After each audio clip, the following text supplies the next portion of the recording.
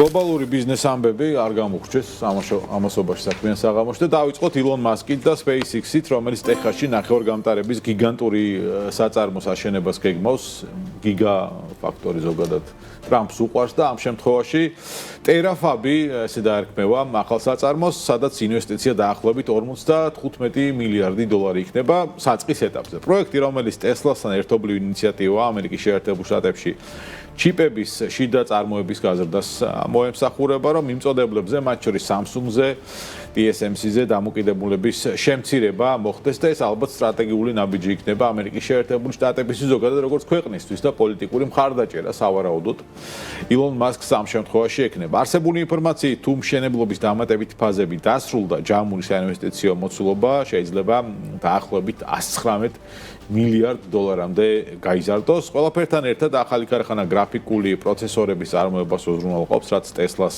თვითმართვადი სისტემებისთვის და ჰუმანოიდი რობოტების და ხელოვნური ინტელექტის მონაცემთა ცენტრების მუშაობისთვის არის აუცილებელი და კრიტიკული. ასევე ტერაფაბის პროექტი გრაიმსის ოლქში უნდა განხორციელდეს სპეციალურ რეინვესტირების ზონაში. ადგილობრივი ხელისუფლება ქონების გადასახადის შეღავათების თაობაზე შეთანხმებას განიხილავს, რაც პროექტის ფინანსური მხარდაჭერის ნაწილია. რა თქმა უნდა, ეს სახელმწიფოს მხარდაჭერის და რაღაც შეღავათების გარეშე ვერ განხორციელდება, არც განახორციელებს ილონ მასკი. ნახოთ მასკმა როგორი ვაჭროს ამ შემთხვევაში. რა შედეგებს მოიტანს ტერაფაბის ინიციატივა. ხო, სხვადასხვა SpaceX კიდევ ერთი კარგი სიახლე აქვს მასთან თანამშრომლობა, სტრატეგიული თანამშრომლობა გააფორმა Anthropic-მა და მარტივად რომ ვთქვათ, ეს ერთ-ერთი უდიდესი AI სტარტაპი ახლა SpaceX-ისგან იქირავებს ერთ-ერთ გიგანტურ data centers, იმდენად გიგანტურია ეს data center-ი, რომ კოლოსუსი ქვია, კოლოსალური, ფაქტობრივად, კოლოსალური ერთი, სადაც არის განთავსებული 220,000-ზე მეტი NVIDIA-ს გამომთვლელი ბარათი და პროცესორი. Masks ძალიან უყვარს კოლოსალური ზომის პროექტები და ეს ერთ-ერთი მათგანი ტიტანური პროექტები უყვარს და იქირავა მოკლედ Anthropic-მა ჩათვალეთ ეს გამოთვლელი სიმძლავრეები, რათა მოახმაროს ის საკუთარი AI-ის გამოკვებას. AI მოგეხსენებათ Anthropic-ის საკუთრებაში, რომელიც ამჟამად არის Claude და Claude ყველა დეველოპერისა თუ IT სპეციალისტის საყვარელი AI მოდელია. მას სჭირდება ძალიან ბევრი გამოთვლელი სიმძლავრე, ეს სიმძლავრეები თავად Anthropic-ს არ აქვს.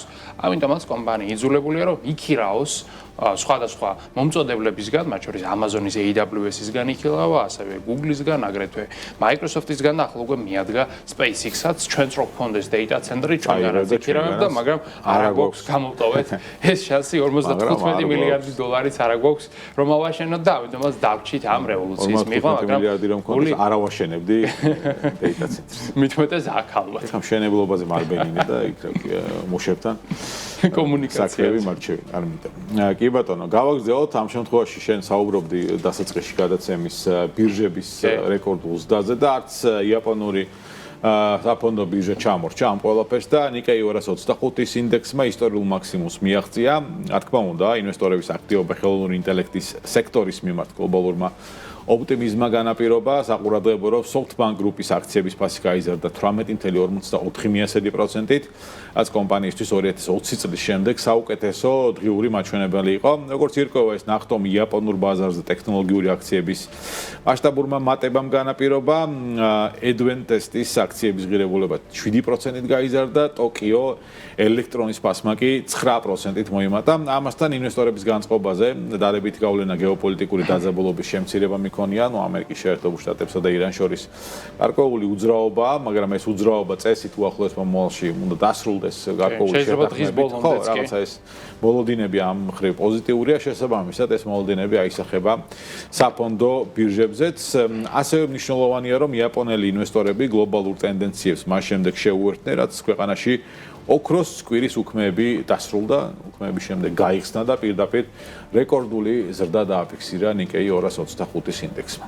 კიდევ ერთ საინტერესო კომპანიაზე უნდა ვისაუბროთ და მის ინვესტიციაზე, ეს არის Eli Lilly, ყველაზე დიდი ფარმაკოლოგიური კომპანია პლანეტაზე, რომელიც ამერიკაში, კერძოდ ინდიანას შტატში ზრდის ინვესტიციას დამატებით 4.5 მილიარდ დოლარიან საწარმოს ააშენებს. იქ საუბარი გვაქვს ულტრამაღალ ტექნოლოგიურ საწარმოზე, სადაც დამზადდება ახალი თაობის მედიკამენტები და პრეპარატები. ჯამურად 2020 წლიდან მოყოლებული ამ წლამდე უკვე Eli Lilly-ს ამერიკაში აქვს 50 მილიარდი დოლარის ინვესტიცია ჩადებული და ამიტომ არის ზოგადად დიდი კომპანიების არსებობა კარგი ქვეყნის ეკონომიკისთვის, შემდეგ ისინი ამ ფულს ისევ და ისევ იმ ქვეყანაში აბრუნებენ, სადაც არიან დაფუძნებულები და 10,000-ობით ადამიანსაც ასაქმებენ. ეს პროექტიც რა თქმა უნდა გაზრდის დასაქმებას და შექმნის ახალ შესაძლებლობებს. თავად ამ ქარხნის თუ საწარმოს ფარგლებში იქნება შესაძლებელი ახალი თაობის გენური მედიცინის პრეპარატების განვითარება, ასევე წონშიკლების პრეპარატების წარმოება და საერთო ჯამში გენური მედიცინა რაღაცნაირად ახალ